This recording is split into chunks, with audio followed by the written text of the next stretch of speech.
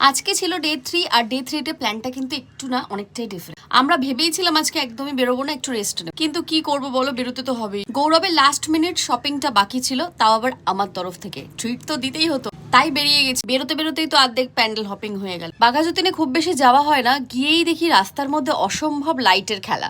দেখো খুব সুন্দর একটা পাঞ্জাবি কিনে নিয়েছি, পাঞ্জাবিটা দেখাবো। আমি জামা কাপড় দেখিয়ে ফেলো, ও কিন্তু নিজের ব্যাপারে খুবই পজেস, যখন পরবো তখনই দেখবে। তোমরা যারা বাঘাযতীন বা লালকা এরিয়াতে থাকো তারা কিন্তু ভীষণ এনজয় করছে মনে হয়, কারণ আমি তাদের প্যান্ডেলগুলো দেখেই বুঝতে পেরেছি যে কি ভালোই না লাগছে রাস্তাঘাটগুলো। তারপরে সোজা চলে গেলাম পাড়াতে, মানে গান্ধী কলোনি। এবারের ওদের ভাবনা প্রাণের ভাষা বাংলা।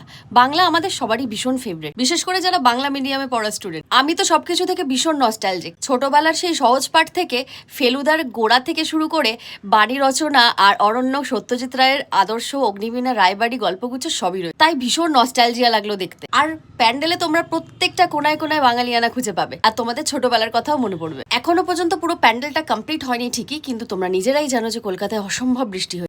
এই বৃষ্টির কারণে ক্ষতিগ্রস্ত হয়েছে আমরা সবাই। মণ্ডপের ভেতরে যাওয়া মাত্রই নস্টালজিক তো ফিল হবেই, খুব একটা স্নিগ্ধ ফিল হবে মায়ের মুখটা দেখেই। তোমরা কিন্তু গান্ধী কলোনি বা নেতাজিনগর রানীকুটিতে যারা থাকো এই প্যান্ডেলটা কিন্তু মিস করো। তারপর আমরা চলে গেলাম সেবাদলের এই সুন্দর প্যান্ডেলটা, রানীকুটির ভেরি নিয়ারেস্ট সেবাদল। এই বছর কিন্তু আমার টার্গেটই ছিল এখানে আমি যাবো।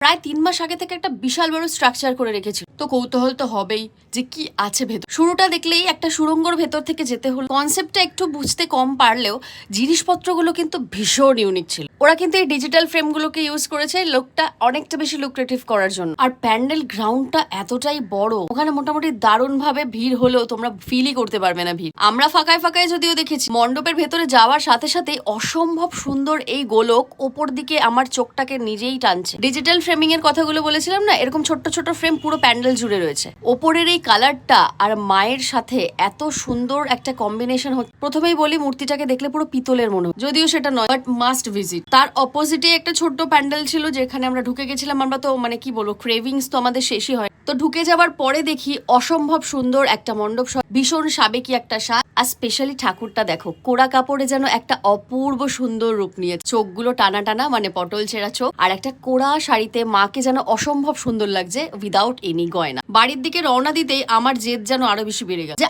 আমি যেখানে থাকি আমার নিজের পাড়ার প্যান্ডেলটাকে আমি কেন মিস করবো। আমি থাকি গলফ গ্রিনে, ওদের ভাবনা এবার ভোর। ভোর মানে সকাল, যেখান থেকে আমাদের সকলেরই ভোর শুরু হয়, সেই ভোর আর নস্টালজিয়া অসম্ভব একটা মিক্স এই থিমটা ওরা করেছে। যাবার সাথে সাথে অসম্ভব পুরনো পুরনো কিছু জিনিস চোখে, দূরদর্শনের মহালয়া, আরতি মুখোপাধ্যায়, সন্ধ্যা মুখোপাধ্যায়, আরো প্রচুর পুরনো পুরনো শিল্পীদের ছবি। একবার ভিজিট করেই এসো। মণ্ডপের ভেতরে ঢুকতেই বড় একটা রেডিও চোখে পড়লো, যেহেতু ভোর। আরো অনেক কিছু দেখাবো, সাথে থেকেও।